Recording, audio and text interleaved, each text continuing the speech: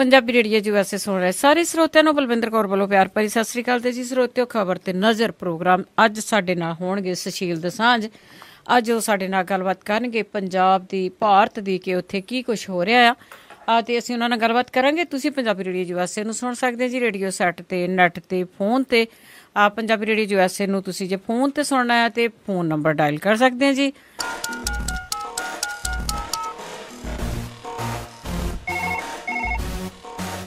ਹੁਣ ਤੁਸੀਂ Punjabi radio USA ਨੂੰ ਆਪਣੇ ਫੋਨ ਨੰਬਰਾਂ ਤੋਂ ਸੁਣ ਸਕਦੇ ਹੋ, ਜਿਸ ਦੇ ਵਿੱਚ USA ਦੇ ਲਈ 832 551 5029, 832-551-5029 ਜਾਂ 605 475 6868, 605-475-6868।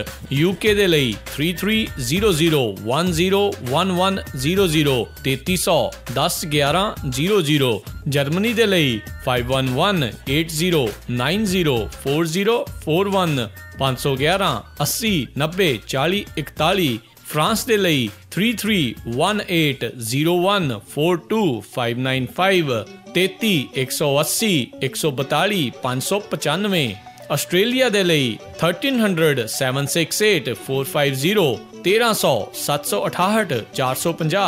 ਹੁਣ ਤੁਸੀਂ ਆਪਣੇ ਦੇਸ਼ਾਂ ਦੇ ਵਿੱਚੋਂ ਇਹਨਾਂ ਨੰਬਰਾਂ ਦੇ ਉੱਤੇ ਕਾਲ ਕਰਕੇ ਪੰਜਾਬੀ ਰੇਡੀਓ USA ਨੂੰ ਲਾਈਵ ਸੁਣ ਸਕਦੇ ਹੋ। ਇਸ ਦੇ ਨਾਲ ਹੀ ਤੁਸੀਂ ਖਬਰਾਂ, ਖਬਰ ਤੇ ਨਜ਼ਰ, ਸਿਹਤ ਸੰਭਾਲ ਦਾ ਪ੍ਰੋਗਰਾਮ, ਨਾਨ ਸਟਾਪ ਪੰਜਾਬੀ ਗੀਤ, ਗੁਰਬਾਣੀ ਰੇਡੀਓ, ਸ਼੍ਰੀ ਦਰਬਾਰ ਸਾਹਿਬ ਜੀ ਦੇ ਹੁਕਮਨਾਮਾ ਸਾਹਿਬ ਦੀ ਵਿਆਖਿਆ ਪੰਜਾਬੀ ਅਤੇ ਅੰਗਰੇਜ਼ੀ ਦੇ ਵਿੱਚ, ਵੱਖ-ਵੱਖ ਗੁਰੂ ਘਰਾਂ ਦਾ ਸਿੱਧਾ ਪ੍ਰਸਾਰਣ, ਇਹ ਸਾਰਾ ਕੁਝ ਇਹਨਾਂ ਨੰਬਰਾਂ ਤੇ ਡਾਇਲ ਕਰਕੇ ਸੁਣ ਸਕਦੇ ਹੋ। ਸੁਣਦੇ ਰਹੋ Punjabi radio USA। Punjabi radio USA ਨੂੰ ਤੁਸੀਂ ਨੈੱਟ ਤੇ ਵੀ ਸੁਣ ਸਕਦੇ ਆ, www.punjabiradiousa.com। ਤੇ ਜੀ ਅੱਜ ਦੇ ਅਸੀਂ ਸਾਡੇ ਸਪਾਂਸਰਸ ਦਾ ਧੰਨਵਾਦ ਕਰਨਾ ਚਾਹਾਂਗੇ ਜਿਨ੍ਹਾਂ ਨੇ ਇਸ ਪ੍ਰੋਗਰਾਮ ਨੂੰ ਸਪਾਂਸਰ ਕੀਤਾ ਜੀ। ਖਾਲਸਾ ਇੰਸ਼ੋਰੈਂਸ ਏਜੰਸੀ ਵਾਲੇ, ਜਿਨ੍ਹਾਂ ਦਾ ਫੋਨ ਨੰਬਰ 4082722500, ਕਰਮਪਾਲ ਸਿੰਘ ਜੀ, ਜਸਜੀਤ ਕੌਰ ਜੀ, ਹਰਪਾਲ ਸਿੰਘ ਜੀ, ਮੰਜ਼ਲ ਬ੍ਰਦਰਸ, ਦਲੀਪ ਸਿੰਘ ਤੇ ਅਵਤਾਰ ਸਿੰਘ ਜੀ, ਰਜਿੰਦਰ ਕੌਰ ਜੀ, ਰਜਿੰਦਰ ਕੁਮਾਰ ਜੀ ਤੇ ਬਲਵਿੰਦਰ ਸਿੰਘ ਭੇਲਾ, ਬਹੁਤ ਬਹੁਤ ਇਹਨਾਂ ਦੇ ਧੰਨਵਾਦੀ ਆ। ਇਹਨਾਂ ਨੇ ਇਸ ਪ੍ਰੋਗਰਾਮ ਨੂੰ ਸਪਾਂਸਰ ਕੀਤਾ ਜੀ। ਹੁਣ ਆਪਾਂ ਗੱਲਬਾਤ ਕਰਦੇ ਹਾਂ ਜੀ ਸੁਸ਼ੀਲ ਦੋਸਾਂਝ ਹੋਣਾ ਨਾਲ। ਸੁਸ਼ੀਲ ਦੋਸਾਂਝ ਜੀ, ਸਤਿ ਸ੍ਰੀ ਅਕਾਲ, ਸਵਾਗਤ ਹੈ ਜੀ। ਬਹੁਤ ਬਹੁਤ ਮਿਹਰਬਾਨੀ ਬਲਵਿੰਦਰ ਜੀ, ਤੇ ਪੰਜਾਬੀ ਰੇਡੀਓ USA ਦੇ ਸਾਰੇ ਸਰੋਤਿਆਂ ਨੂੰ ਵੀ ਚੰਡੀਗੜ੍ਹ ਸਟੂਡੀਓ ਤੋਂ ਸੁਸ਼ੀਲ ਦੋਸਾਂਝ ਦਾ ਬਹੁਤ ਬਹੁਤ ਪਿਆਰ ਭਰੀ ਸਤਿ ਸ੍ਰੀ ਅਕਾਲ, ਆਦਾਬ ਤੇ ਨਮਸਕਾਰ। ਦੋਸਤੋ, ਅਸੀਂ ਖਬਰ ਤੇ ਨਜ਼ਰ ਪ੍ਰੋਗਰਾਮ 'ਚ ਤੁਹਾਡੇ ਰੂਬਰੂ ਆ। ਖਬਰ ਤੇ ਨਜ਼ਰ ਪ੍ਰੋਗਰਾਮ ਦੇ ਵਿੱਚ ਅਸੀਂ ਪੰਜਾਬ ਤੇ ਭਾਰਤ ਦੀ ਰਾਜਨੀਤਿਕ ਸਥਿਤੀ ਤੇ ਕਈ ਵਾਰ ਸਮਾਜਿਕ ਸਥਿਤੀ ਤੇ ਵੀ ਟਿੱਪਣੀਆਂ ਕਰਦੇ ਆ। ਖਬਰਾਂ ਤੁਸੀਂ ਰੋਜ਼ ਸੁਣਦੇ ਹੋ ਤੇ ਖਬਰਾਂ ਦੇ ਆਰ ਪਾਰ ਦੇਖਦਾ ਸਾਡਾ ਪ੍ਰੋਗਰਾਮ ਖਬਰ ਤੇ ਨਜ਼ਰ। ਤੇ ਖਬਰ ਤੇ ਨਜ਼ਰ ਦੇ ਅੱਜ ਦੇ ਪ੍ਰੋਗਰਾਮ ਦੀ ਸ਼ੁਰੂਆਤ ਕਰਨਗੇ ਬਲਵਿੰਦਰ ਜੀ। ਜੀ ਜੀ ਸੁਸ਼ੀਲ ਜੀ, ਆਪਾਂ ਗੱਲਬਾਤ ਇੱਥੋਂ ਕਿ ਸ਼ੁਰੂ ਕਰਦੇ ਹਾਂ ਕਿ ਜਿਸ ਤਰ੍ਹਾਂ ਨਰਿੰਦਰ ਮੋਦੀ ਤੇ ਮੁੱਖ ਮੰਤਰੀਆਂ ਦੀ ਮੀਟਿੰਗ ਹੋਈ ਆ, ਉਸ ਦੇ ਵਿੱਚ ਆਪਣੇ ਪ੍ਰਕਾਸ਼ ਸਿੰਘ ਬਾਦਲ ਹੋਣਾ ਨੇ ਇੱਕ ਅਨੋਖੀ ਜਿਹੀ ਮੰਗ ਰੱਖੀ ਆ ਉਹਨਾਂ ਦੇ ਕੋਲ ਕਿ ਜਿੰਨਾ ਟੈਕਸ ਹੁੰਦਾ ਉਹਦਾ ਅੱਧਾ ਟੈਕਸ ਜਿਹੜਾ ਪੰਜਾਬ ਨੂੰ ਆਉਣਾ ਚਾਹੀਦਾ ਆ, ਤੇ ਜਿਹੜੇ ਵੱਧ ਅਧਿਕਾਰਾਂ ਦੀ ਗੱਲ ਕੀਤੀ ਆ। ਇਹ ਕਿਹੜੀ ਗੱਲ ਦੇ ਸੰਕੇਤ ਨੇ ਕਿ ਇਹਨਾਂ ਨੇ ਇਹ ਗੱਲ ਕੀਤੀ ਆ ਕਿ ਆਉਣ ਵਾਲੇ ਟਾਈਮ ਦੇ ਵਿੱਚ ਸੰਬੰਧ ਆ ਇਹਨਾਂ ਦੇ ਕਿਸ ਤਰ੍ਹਾਂ ਰਹਿਣਗੇ? ਦੇਖੋ, ਜਿਹੜੀ ਮੁੱਖ ਮੰਤਰੀਆਂ ਦੀ ਮੀਟਿੰਗ ਹੋਈ, ਪ੍ਰਧਾਨ ਮੰਤਰੀ ਅਟਲ ਬਿਹਾਰੀ ਮਾਫ ਕਰਦਾ ਆਪਣੇ ਨਰਿੰਦਰ ਮੋਦੀ ਦੀ ਮੌਜੂਦਗੀ ਦੇ ਵਿੱਚ, ਇਸ ਮੀਟਿੰਗ ਦੇ ਵਿੱਚ ਵੱਖ-ਵੱਖ ਸੂਬਿਆਂ ਦੇ ਮੁੱਖ ਮੰਤਰੀਆਂ ਨੇ ਆਪਣੀ ਆਪਣੀ ਰਾਏ ਜਿਹੜੀ ਹੈ ਦਿੱਤੀ ਹੈ ਕਿ ਕੇਂਦਰ ਤੇ ਸੂਬਿਆਂ ਦੇ ਵਿਚਾਲੇ ਜਿਹੜੇ ਮੁੱਦੇ ਨੇ ਜਾਂ ਜਿਹੜੇ ਸੂਬਿਆਂ ਨਾਲ ਸੰਬੰਧਿਤ ਜਿਹੜੇ ਸਬਜੈਕਟ ਨੇ ਜਾਂ ਕੇਂਦਰ ਦੀਆਂ ਜਿਹੜੀਆਂ ਤਾਕਤਾਂ ਹੈ, ਉਹਨਾਂ ਦਾ ਮਾਪਤੋਲ ਕਿਸ ਕਿਸਮ ਦਾ ਹੋਵੇ। ਪੰਜਾਬ ਦੇ ਮੁੱਖ ਮੰਤਰੀ ਸਰਦਾਰ ਪ੍ਰਕਾਸ਼ ਸਿੰਘ ਬਾਦਲ ਨੇ ਜੋ ਕਿਹਾ, ਉਹਨਾਂ ਨੇ ਪਹਿਲੀ ਵਾਰ ਇੰਨੀ ਜ਼ੋਰ ਦੇ ਕੇ ਆਖਿਆ ਉਦੋਂ ਜਦੋਂ ਮੁੱਖ ਮੰਤਰੀਆਂ ਦੀ ਮੀਟਿੰਗ ਤੇ ਪ੍ਰਧਾਨ ਮੰਤਰੀ ਹਾਜ਼ਰ ਹੈ। ਉਂਝ ਜੋ ਉਹਨਾਂ ਨੇ ਕਿਹਾ ਉਹ ਸ਼੍ਰੋਮਣੀ ਅਕਾਲੀ ਦਲ ਦੀ ਬੁਨਿਆਦ ਹੈ। ਸ਼੍ਰੋਮਣੀ ਅਕਾਲੀ ਦਲ ਦਾ ਜਿਹੜਾ ਓਵਰਆਲ ਜਿਹੜਾ ਸ਼੍ਰੋਮਣੀ ਅਕਾਲੀ ਦਲ ਬੇਸਿਕ ਤੌਰ ਦੇ ਉੱਤੇ ਜਾਂ ਬੁਨਿਆਦੀ ਤੌਰ ਦੇ ਉੱਤੇ ਜਿੱਥੇ ਖੜਾ, ਜਿਸ ਲਾਈਨ ਦੇ ਉੱਤੇ ਸ਼੍ਰੋਮਣੀ ਅਕਾਲੀ ਦਲ ਦੀ ਪੂਰੀ ਉਸਾਰੀ ਹੋਈ ਹੈ, ਉਹ ਲਾਈਨ ਇੱਕ ਸ਼ਬਦ ਦੇ ਵਿੱਚ ਕਹਿਣਾ ਹੋਵੇ ਤਾਂ ਸੂਬਿਆਂ ਨੂੰ ਵਧੇਰੇ ਅਧਿਕਾਰਾਂ ਦੀ ਜਿਹੜੀ ਗੱਲ ਹੈ ਉਹੀ ਲਾਈਨ ਹੈ। ਭਾਵ ਇਹ ਹੈ ਕਿ ਸ਼੍ਰੋਮਣੀ ਅਕਾਲੀ ਦਲ ਸੂਬਿਆਂ ਨੂੰ ਵਧੇਰੇ ਖੁਦਮੁਖਤਿਆਰੀ ਦਾ ਹਾਮੀ ਹੈ। ਇਹ ਸ਼੍ਰੋਮਣੀ ਅਕਾਲੀ ਦਲ ਦਾ ਸੰਵਿਧਾਨ ਕਹਿੰਦਾ, ਸ਼੍ਰੋਮਣੀ ਅਕਾਲੀ ਦਲ ਦਾ ਪ੍ਰੋਗਰਾਮ ਕਹਿੰਦਾ, ਸ਼੍ਰੋਮਣੀ ਅਕਾਲੀ ਦਲ ਦੇ ਜਿਹੜੇ ਇਲੈਕਸ਼ਨ ਮੈਨੀਫੈਸਟੋ ਵੀ ਇਹੀ ਕਹਿੰਦੇ ਜੀ। ਪਰ ਅਮਲੀ ਰੂਪ ਦੇ ਵਿੱਚ ਸ਼੍ਰੋਮਣੀ ਅਕਾਲੀ ਦਲ ਨੇ ਕਦੇ ਵੀ ਇਹਨੂੰ ਇਸ ਤਰੀਕੇ ਨਾਲ ਪੇਸ਼ ਨਹੀਂ ਕੀਤਾ। ਜਦੋਂ ਧਰਮ ਯੁੱਧ ਮੋਰਚਾ ਲੱਗਾ ਸੀ ਜਾਂ ਜਦੋਂ ਪੰਜਾਬ ਦੀਆਂ ਮੰਗਾਂ ਨੂੰ ਲੈ ਕੇ ਜਦੋਂ ਜਹਿਦ ਸੀ, ਉਹ ਗੱਲਾਂ ਹੁਣ ਬਹੁਤ ਪਿੱਛੇ ਰਹਿ ਗਈ। ਉਸ ਤੋਂ ਬਾਅਦ ਸ਼੍ਰੋਮਣੀ ਅਕਾਲੀ ਦਲ ਦਾ ਸਰੂਪ ਬਦਲਿਆ। ਸ਼੍ਰੋਮਣੀ ਅਕਾਲੀ ਦਲ ਦਾ ਜਿਹੜਾ ਕਾਗਜ਼ੀ ਤੌਰ ਦੇ ਉੱਤੇ ਜਾਂ ਡਾਕੂਮੈਂਟੇਸ਼ਨ ਜਿਹੜੀ ਉਹਨਾਂ ਦੀ ਹੈਗੀ ਦਸਤਾਵੇਜ਼ੀ ਰੂਪ, ਉਹਦੀ ਸ਼੍ਰੋਮਣੀ ਅਕਾਲੀ ਦਲ ਉਹੀ ਹੈ ਜੋ ਪੰਜਾਬ ਦੀ ਜੱਦੋਜਹਿਦ ਕਰਨ ਵਾਲਾ ਟਕਸਾਲੀ ਅਕਾਲੀ ਦਲ ਸੀ। ਇਹ ਕਾਗਜ਼ੀ ਹੈ, ਦਸਤਾਵੇਜ਼ੀ ਹੈ। ਪਰ ਅਮਲੀ ਰੂਪ ਦੇ ਵਿੱਚ ਸ਼੍ਰੋਮਣੀ ਅਕਾਲੀ ਦਲ ਨੇ ਆਪਣਾ ਪਹਿਰਾਵਾ ਬਦਲ ਲਿਆ। ਉਹ ਪਹਿਰਾਵਾ ਇੰਨੀ ਤੇਜ਼ੀ ਨਾਲ ਬਦਲਿਆ ਸਿਰਫ ਸੱਤਾ ਹਾਸਲ ਕਰਨ ਵਾਸਤੇ ਕਿ ਕਾਗਜ਼ਾਂ 'ਚ ਸੂਬਿਆਂ ਨੂੰ ਵਧੇਰੇ ਅਧਿਕਾਰ ਦੇਣੇ ਆ, ਸੂਬਿਆਂ ਲਈ ਖੁਦਮੁਖਤਿਆਰੀ ਚਾਹੀਦੀ ਹੈ। ਇਹ ਗੱਲਾਂ ਢੋਲ ਵਜਾ ਕੇ ਜਿਹੜੀਆਂ ਲਿਖੀਆਂ ਜਾਂਦੀਆਂ ਰਹੀਆਂ ਤੇ ਅਮਲੀ ਰੂਪ ਦੇ ਵਿੱਚ ਉਹਦੇ ਉਲਟ ਕੰਮ ਹੁੰਦੇ ਰਹੇ। ਅਮਲੀ ਰੂਪ ਦੇ ਵਿੱਚ ਉਸ ਧਿਰ ਦੇ ਨਾਲ ਸਾਂਝ ਪਾ ਲਈ ਜਿਹੜੀ ਧਿਰ ਸੂਬਿਆਂ ਨੂੰ ਵਧੇਰੇ ਅਧਿਕਾਰ ਦੇਣ ਦੀ ਕਾਂਗਰਸ ਤੋਂ ਵੀ ਜ਼ਿਆਦਾ ਬੁਰੀ ਤਰ੍ਹਾਂ ਵਿਰੋਧੀ ਹੈ। ਕਾਂਗਰਸ ਵੀ ਬਹੁਤੀਆਂ ਤਾਕਤਾਂ ਕੇਂਦਰ ਕੋਲ ਰੱਖਦੀ ਆਈ ਹੈ ਹੁਣ ਤੱਕ 60 ਸਾਲਾਂ 'ਚ, ਤੇ ਜਿਹੜੀ ਧਿਰ ਦੇ ਨਾਲ ਅਕਾਲੀਆਂ ਨੇ ਸਾਂਝ ਪਾਈ ਰੱਖੀ ਪਿਛਲੇ 30 ਸਾਲ ਤੋਂ ਜਨਸੰਘ ਤੋਂ ਲੈ ਕੇ ਬੀਜੇਪੀ ਦੇ ਨਾਲ, ਉਹ ਤਾਂ ਸੂਬਿਆਂ ਨੂੰ ਵਧੇਰੇ ਅਧਿਕਾਰ ਕੀ ਖੁਦਮੁਖਤਿਆਰੀ ਕੀ ਸੂਬਿਆਂ ਦੇ ਕੋਲ ਉਹ ਵੀ ਖੋਹ ਕੇ ਲਿਆਉਣਾ ਚਾਹੁੰਦੇ ਆ। ਸੋ ਕੇਂਦਰ ਦੇ ਕੋਲ ਸਾਰੀ ਤਾਕਤ ਰੱਖਣਾ ਚਾਹੁੰਦੇ ਆ। ਸੋ ਉਹ ਕਾਗਜ਼ਾਂ ਦੇ ਵਿੱਚ ਸੂਬਿਆਂ ਦੀ ਵਧੇਰੇ ਖੁਦਮੁਖਤਿਆਰੀ ਚਾਹੀਦੀ ਹੈ ਬਾਦਲ ਸਾਹਿਬ ਨੂੰ। ਅਮਲੀ ਰੂਪ ਦੇ ਵਿੱਚ ਸੱਤਾ ਹਾਸਲ ਕਰਨ ਵਾਸਤੇ ਬੀਜੇਪੀ ਚਾਹੀਦੀ ਹੈ। ਉਹ ਬੀਜੇਪੀ ਜਿਹੜੀ ਕੇਂਦਰ ਦੇ ਕੋਲ ਸਾਰਾ ਕੁਝ ਰੱਖਣਾ ਚਾਹੁੰਦੀ ਹੈ। ਤੇ ਇਹ ਪਹਿਲੀ ਵਾਰ ਉਹ ਮੋਰਚਿਆਂ ਤੋਂ ਬਾਅਦ ਦਾ ਜਿਹੜਾ ਅਕਾਲੀ ਦਲ ਜਿਹਨੇ ਆਪਣਾ ਪਹਿਰਾਵਾ ਬਦਲ ਰਿਹਾ, ਉਹ ਅਕਾਲੀ ਦਲ ਜਿਹੜਾ ਪਹਿਲੀ ਵਾਰ ਬਾਦਲ ਸਾਹਿਬ ਦੇ ਮੂੰਹ ਸੁਣ ਰਿਹਾ ਅਕਾਲੀ ਦਲ ਦੇ ਥੱਲੇ ਲੋਕ ਤੇ ਤੁਸੀਂ ਸਾਰੇ ਵੀ ਪੰਜਾਬ ਨੂੰ ਵਧੇਰੇ ਖੁਦਮੁਖਤਿਆਰੀ ਚਾਹੀਦੀ ਹੈ। ਟੈਕਸਾਂ ਦੇ ਇਸ਼ੂ ਦੇ ਉੱਤੇ ਉਹਨਾਂ ਨੇ ਸਾਫ਼ ਤੌਰ ਤੇ ਕਿਹਾ ਕਿ 50% ਜਿਹੜਾ ਉਹਦਾ 50-50 ਜਿਹੜਾ ਚਾਹੀਦਾ ਹੈ। ਹੁਣ ਇਸ ਵੇਲੇ 62-28 ਦੇ ਨੇੜੇ ਜਿਹੜੇ ਹੈਗਾ। ਇਹ ਗੱਲਾਂ ਕਹਿਣੀਆਂ ਆਪਣੇ ਆਪ ਦੇ ਵਿੱਚ ਇਸ ਗੱਲ ਦਾ ਸਾਫ਼ ਸੰਕੇਤ ਹੈ ਕਿ ਪੰਜਾਬ ਦੇ ਵਿੱਚ ਆਉਣ ਵਾਲੇ ਸਮੇਂ 'ਚ ਅਕਾਲੀ ਦਲ ਤੇ ਬੀਜੇਪੀ ਦਾ ਰਿਸ਼ਤਾ ਜਿਹੜਾ ਅੱਜ ਅਸੀਂ ਕੁਰੱਤਣ ਭਰਿਆ ਦੇਖ ਰਹੇ ਹਾਂ, ਇਸ ਰਿਸ਼ਤੇ ਦਾ ਡੌਕਸੀ ਲਾਉਣ ਵਾਲਾ ਦਿੱਲੀ ਦੀਆਂ ਚੋਣਾਂ ਤੋਂ ਬਾਅਦ ਉਹ ਬੇਸਿਕ ਜਿਹੜੇ ਇਸ਼ੂ ਹੈ ਉਹਨਾਂ ਨੂੰ ਫਿਰ ਤੋਂ ਅਕਾਲੀ ਦਲ ਚੱਕ ਕੇ ਜਨਤਕ ਸੰਘਰਸ਼ ਵੱਲ ਵਧੇਗਾ ਜਾਂ ਸੜਕਾਂ ਤੇ ਆਏਗਾ। ਅਕਾਲੀ ਦਲ ਬੀਜੇਪੀ ਨਾਲੋਂ ਵੱਖ ਹੋ ਕੇ ਦਿੱਲੀ ਦੀਆਂ ਚੋਣਾਂ ਤੋਂ ਬਾਅਦ ਇਹਨਾਂ ਮੁੱਦਿਆਂ ਨੂੰ ਫਿਰ ਤੋਂ ਚੱਕੇਗਾ। ਬਾਦਲ ਸਾਹਿਬ ਦੀ ਸਪੀਚ ਜਿਹੜੀ ਆ ਮੁੱਖ ਮੰਤਰੀਆਂ ਦੀ ਮੀਟਿੰਗ ਦੇ ਵਿੱਚ ਇਸ ਪਾਸੇ ਵੱਲ ਨੂੰ ਮੇਰੇ ਖਿਆਲ ਦੇ ਵਿੱਚ ਸੰਕੇਤ ਹੈ ਜੀ। ਜੀ ਤੇ ਅਗਲਾ ਸਵਾਲ ਕਰਦੇ ਆ। ਅਗਲੇ ਸਵਾਲ ਤੋਂ ਪਹਿਲਾਂ ਦੱਸਦਾ ਕਿ ਜਿਨ੍ਹਾਂ ਨੇ ਹੁਣੇ ਫੋਨ ਨੰਬਰ ਡਾਇਲ ਕੀਤਾ ਹੋਣਾ ਆ, ਫੋਨ ਦੇ ਉੱਤੇ ਇੱਕ ਸਰਵੇ ਪਾਇਆ ਗਿਆ ਜੀ, ਉਹਨੂੰ ਜ਼ਰੂਰ ਤੁਸੀਂ ਕਰਿਓ। ਜੇ ਨਾ ਕੁਝ ਪਤਾ ਲੱਗਦਾ ਹੋਇਆ ਤੇ ਸਾਨੂੰ ਜ਼ਰੂਰ ਪੁੱਛ ਲਿਓ। ਤੇ ਜਿਹੜੇ ਘਰਾਂ ਦੇ ਵਿੱਚ ਵੀ ਬੈਠੇ ਆ ਤੁਸੀਂ, ਤੇ ਉਹ ਸਰਵੇ ਤੁਸੀਂ ਵੀ ਜ਼ਰੂਰ ਕਰਨਾ ਆ, ਬਹੁਤ ਜ਼ਰੂਰੀ ਹੈਗਾ ਆ ਉਹ ਸਰਵੇ ਆਪਾਂ ਕਰੀਏ, ਆਪਣੀ ਰਾਏ ਆ ਜਿਹੜੀ ਉਸ ਦੇ ਵਿੱਚ ਦੇਈਏ। ਤੇ ਅਗਲਾ ਸਵਾਲ ਆ ਸੁਸ਼ੀਲ ਜੀ ਕਿ ਜਿਵੇਂ ਇਹਨਾਂ ਨੇ ਕਾਫੀ ਪੁਰਾਣਾ ਜਿਹੜਾ ਪਲੈਨਿੰਗ ਕਮਿਸ਼ਨ ਆ ਉਹਨੂੰ ਤੋੜਨੇ ਦੀਆਂ ਤਿਆਰੀਆਂ ਆ ਤੇ ਹੋਰ ਇੱਕ ਨਵਾਂ ਕਮਿਸ਼ਨ ਬਣਾਉਣ ਦੀਆਂ, ਇਹਨਾਂ ਦਾ ਪੁਨਰਗਠਨ ਕਰਨ ਦੀਆਂ ਵੀ ਤਿਆਰੀਆਂ ਆ ਕਿ ਇਹਨਾਂ ਨੇ ਉਸ ਨੂੰ ਭੰਗ ਕਰਕੇ ਹੋਰ ਬਣਾਉਣਾ ਆ। ਤੇ ਕੀ ਤੁਹਾਨੂੰ ਲੱਗਦਾ ਕਿ ਜਿਹੜਾ ਨਵਾਂ ਕਮਿਸ਼ਨ ਬਣਾਉਣਗੇ ਉਹ ਪਹਿਲੇ ਨਾਲੋਂ ਜ਼ਿਆਦਾ ਕੰਮ ਕਰੂਗਾ? ਦੇਖੋ, ਭਾਰਤ ਮੁਲਕ ਹੈ ਜਿਹੜਾ ਯੋਜਨਾਵਾਂ ਦੇ ਸਿਰ ਤੇ ਚੱਲਦਾ ਹੈ। ਯੋਜਨਾਵਾਂ ਦੇ ਵਿੱਚ ਸਾਡੀ ਆਸਥਾ ਬੜੀ ਹੈ। ਅਸੀਂ ਕੀ ਕਰਦੇ ਹਾਂ, ਤੁਸੀਂ ਆਪਣੇ ਘਰ ਤੋਂ ਲੈ ਕੇ ਪੰਚਾਇਤ ਤੋਂ ਲੈ ਕੇ ਬਲਾਕ ਜਾਂ ਜ਼ਿਲ੍ਹਾ ਪ੍ਰੀਸ਼ਦ ਜਾਂ ਸਟੇਟ ਜਾਂ ਦੇਸ਼ ਦੀ ਜਿਹੜੀ ਸਾਡੀ ਸਰਕਾਰ ਹੈ ਜੀ, ਇੱਕ ਪੂਰਾ ਇੱਕ ਪੌੜੀਆਂ ਵਾਂਗ ਸਾਡਾ ਇਹ ਟੋਟਲ ਜਿਹੜਾ ਸਾਡਾ ਪੋਲੀਟੀਕਲ ਸਿਸਟਮ ਹੈ। ਅਸੀਂ ਘਰ ਤੋਂ ਲੈ ਕੇ ਦਿੱਲੀ ਦੇ ਵਿੱਚ ਪਾਰਲੀਮੈਂਟ 'ਚ ਬੈਠੇ ਹੋਏ ਜਿਹੜੇ ਲੋਕ ਆ ਉੱਥੋਂ ਤੱਕ ਯੋਜਨਾਵਾਂ ਬਣਾਉਂਦੇ ਆ। ਯੋਜਨਾਵਾਂ 'ਚ ਆਸਥਾ, ਪਰ ਯੋਜਨਾ ਤੇ ਜਾਂ ਯੋਜਨਾਵਾਂ ਤੇ ਅਮਲ ਕਰਨ ਦੀ ਜਿਹੜੀ ਪ੍ਰਣਾਲੀ ਅਸੀਂ ਵਿਕਸਿਤ ਨਹੀਂ ਕੀਤੀ। ਘੱਟ ਹੀ ਸਾਡੇ ਕਈ ਪ੍ਰੋਬਲਮ ਇਸ ਕਰਕੇ ਹੁੰਦੇ ਆ, ਅਸੀਂ ਬਹੁਤ ਪਲਾਨਿੰਗ ਕਰਦੇ ਹਾਂ, ਬਸ ਪਲਾਨਿੰਗ ਤੇ ਜ਼ੋਰ ਹੈ। ਇੱਕ ਭਾਜੀ ਗੁਰਸ਼ਰਨ ਸਿੰਘ ਹੋਰਾਂ ਦਾ, ਜਿਹਨਾਂ ਨੂੰ ਆਪਾਂ ਭਾਈ ਮੰਨਾ ਸਿੰਘ ਦੇ ਨਾਂ ਨਾਲ ਯਾਦ ਕਰਦੇ, ਉਹਨਾਂ ਦਾ ਇੱਕ ਨਾਟਕ, ਉਹਦਾ ਨਾਂ ਵੀ ਪਲਾਨਿੰਗ ਸੀ ਜੀ, ਛੋਟਾ ਜਿਹਾ ਕੰਮ ਕੀ ਹੈ, ਉਹਦੀ ਜੋ ਪਲਾਨਿੰਗ ਹੀ ਕਰ ਰਹੇ ਆ ਬਸ ਸਾਰੇ। ਤੇ ਲਤੀਫੇ ਵੀ ਬਣੇ ਹੋਏ ਏਦਾਂ ਦੇ ਮਾਮਲੇ ਦੇ ਉੱਤੇ। ਤੇ ਇੱਕ ਬੰਦੇ ਨੂੰ ਕਹਿੰਦੇ ਵੀ ਭਾਈ ਤੈਨੂੰ ਨੌਕਰੀ ਦੇਤੀ ਹੈ ਤੇ ਤੂੰ ਉੱਥੇ ਬਹਿਣਾ ਹੈ ਫਲਾਣੇ ਥਾਂ ਦੇ ਉੱਤੇ ਤੇ ਤੈਨੂੰ 30,000 ਰੁਪਏ ਮਹੀਨੇ ਦਾ ਮਿਲਿਆ ਕਰੂਗਾ। ਉਹ ਕਹਿੰਦਾ ਜੀ ਮੈਂ ਕਰਨਾ ਕੀ? ਕਹਿੰਦਾ ਤੂੰ ਕਰਨਾ ਕੋਈ ਨਹੀਂ, ਤੂੰ ਇਹੀ ਸੋਚਣਾ ਤੈਨੂੰ 30,000 ਰੁਪਏ ਮਿਲੂਗਾ ਕਿੱਦਾਂ।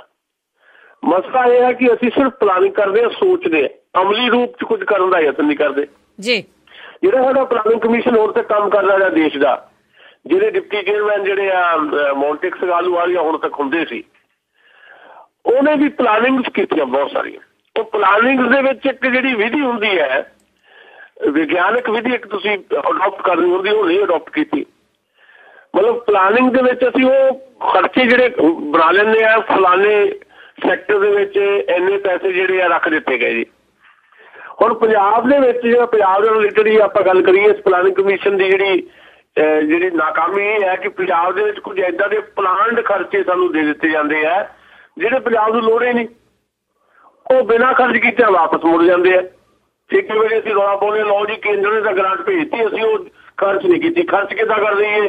ਕਿਉਂਕਿ ਉਸ ਖੇਤਰ ਦੇ ਵਿੱਚ ਸਾਨੂੰ ਪੈਸੇ ਲੋੜ ਨਹੀਂ, ਸਾਨੂੰ ਨਰੇਗਾ 'ਚ ਲੋੜ ਨਹੀਂ, ਬਾਈ ਦ ਵੇ ਸਾਨੂੰ ਜਿਹੜੀ ਐਗਰੀਕਲਚਰ 'ਚ ਲੋੜ ਹੈ, ਔਰ ਐਗਰੀਕਲਚਰ ਰਿਸਰਚ ਸਾਨੂੰ ਲੋੜ ਹੈ, ਖੇਤੀਬਾੜੀ ਦੀ ਖੋਜ ਵਿੱਚ ਲੋੜ ਹੈ, ਜਾਂ ਸਾਨੂੰ ਥੱਲੇ ਜਿਹੜੇ ਪੇਂਡੂ ਜਿਹੜੇ ਸਾਡੇ ਹਲਕੇ ਹੈ ਉੱਥੇ ਪੀਣ ਵਾਲੇ ਪਾਣੀ ਦੀ ਸਾਡੀ ਪ੍ਰੋਬਲਮ ਹੈ, ਉੱਥੇ ਸਾਨੂੰ ਲੋੜ ਹੈ, ਜਾਂ ਸਾਡੇ ਐਜੂਕੇਸ਼ਨ 'ਤੇ ਸਾਨੂੰ ਜ਼ਰੂਰਤ ਹੈ, ਉਹਨਾਂ 'ਚ ਖਰਚੇ ਭੇਜੇ ਨਹੀਂ ਜਾਂਦੇ। ਜਿਹੜੇ ਹੋਰ ਫੰਡਸ ਹੈ ਜਿਹੜੇ ਪਲਾਨ ਕਰਕੇ ਭੇਜ ਦਿੱਤੇ ਜਾਂਦੇ, ਜਿਹਦੀ ਯੋਜਨਾ ਦਾ ਕੋਈ ਮਤਲਬ ਨਹੀਂ ਪੰਜਾਬ ਦੇ ਵਿੱਚ। ਮੈਂ ਪੰਜਾਬ ਦੇ ਵਾਲੇ ਨਾਲ ਗੱਲ ਕਰ ਰਿਹਾ, ਬਾਕੀ ਸੂਬਿਆਂ ਨਾਲ ਵੀ ਏਦਾਂ ਹੀ ਹੈ।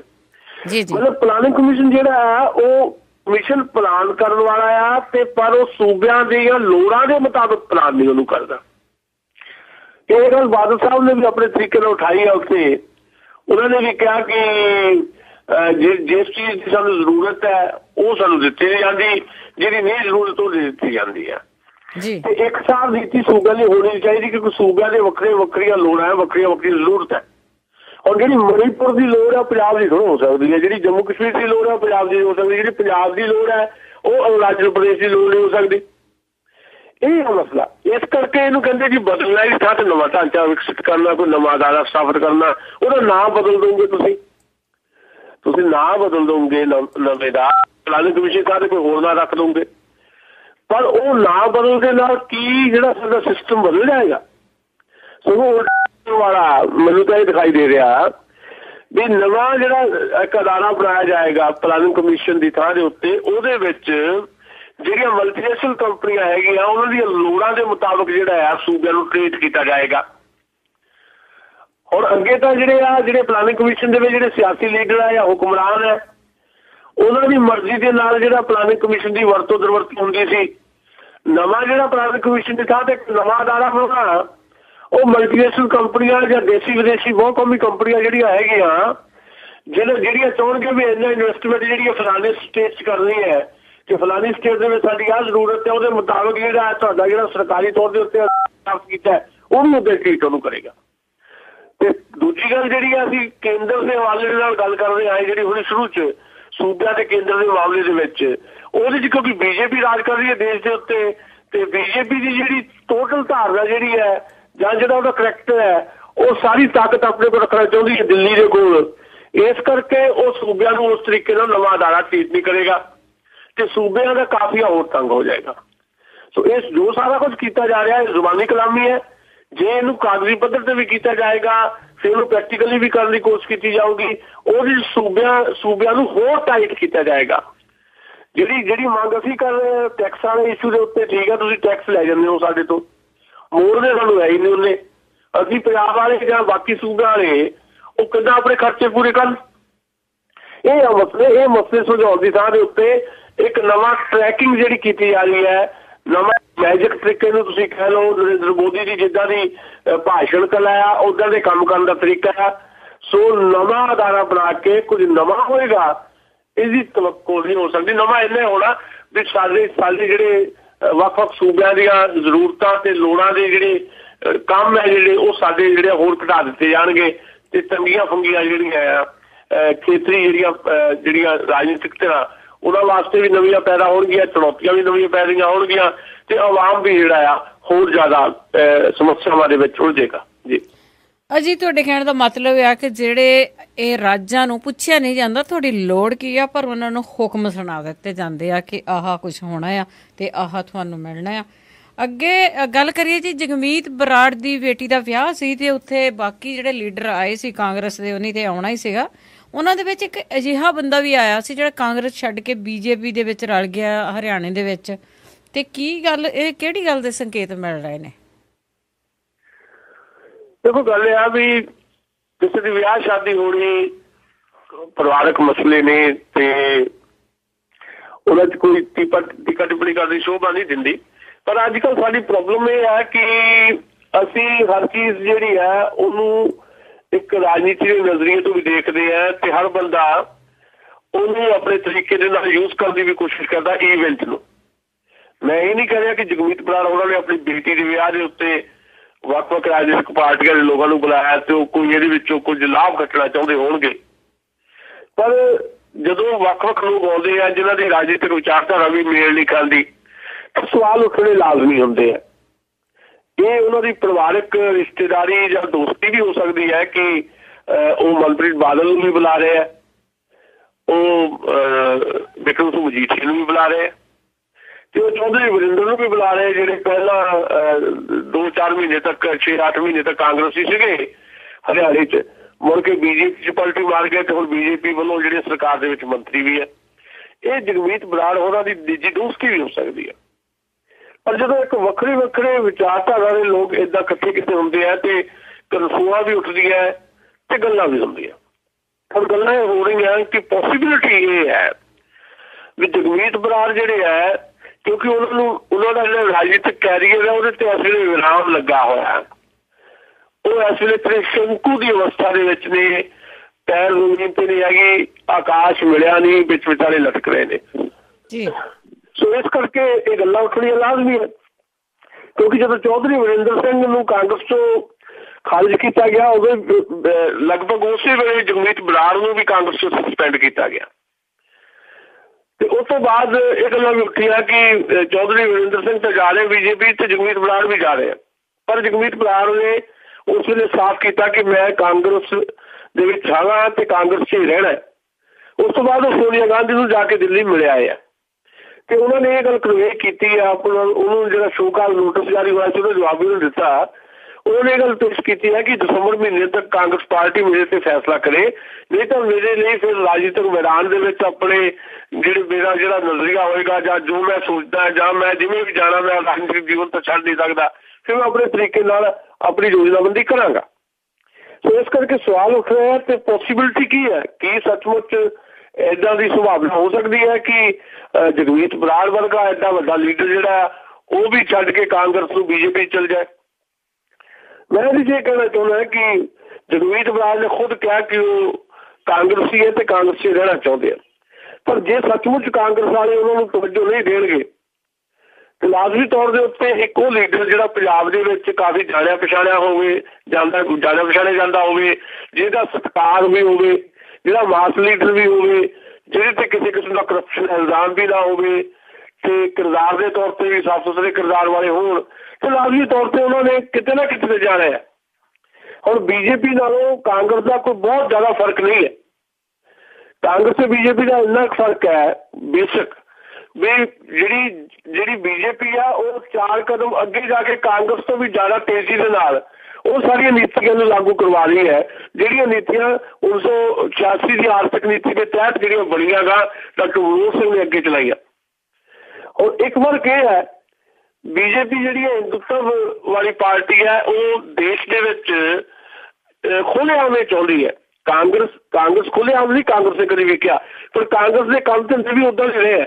ਬੀਜੇਪੀ ਦੇ ਰਾਜ ਦੇ ਵਿੱਚ ਗੁਜਰਾਤ ਦੇ ਵਿੱਚ ਮੁਸਲਮਾਨਾਂ ਦਾ ਕਤਲੇਆਮ ਹੋਇਆ ਤੇ ਕਾਂਗਰਸ ਦੇ ਰਾਜ ਦੇ ਵਿੱਚ ਸਿੱਖਾਂ ਦੀ ਨਸਲਕੁਸ਼ੀ ਕਰਨ ਦੀ ਕੋਸ਼ਿਸ਼ ਕੀਤੀ ਗਈ।